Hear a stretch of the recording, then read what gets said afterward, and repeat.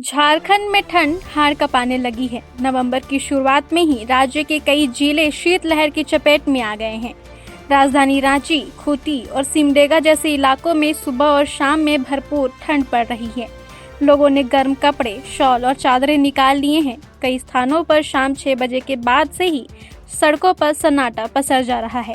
इन इलाकों में न्यूनतम तापमान 12 डिग्री सेल्सियस के आसपास दर्ज किया गया है। मौसम विभाग के अनुसार यह तो केवल शुरुआत है। अगले 48 घंटों में तापमान में और 3 डिग्री सेल्सियस की गिरावट दर्ज की जा सकती है। अनुमान है कि कई जिलों में पारा 10 डिग्री सेल्सियस तक नीचे जा सकता है।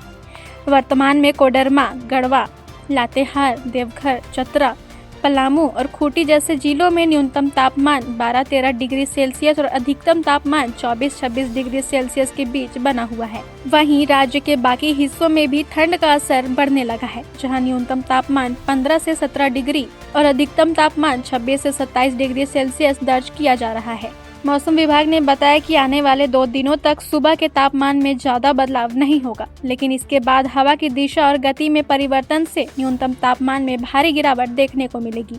सुबह के समय घना कुहासा और ठंडी हवाएं लोगों को परेशान करेंगी, जबकि दोपहर का मौसम सामान्य रूप से साफ रहने की संभावना है। मौसम विभाग ने इस बार कड़ाके की ठंड पड़ने की चेतावनी दी है। विशेषज्ञों के अनुसार लानीना प्रभाव के कारण इस साल ठंड का मौसम मध्य मार्च तक जारी रह सकता है।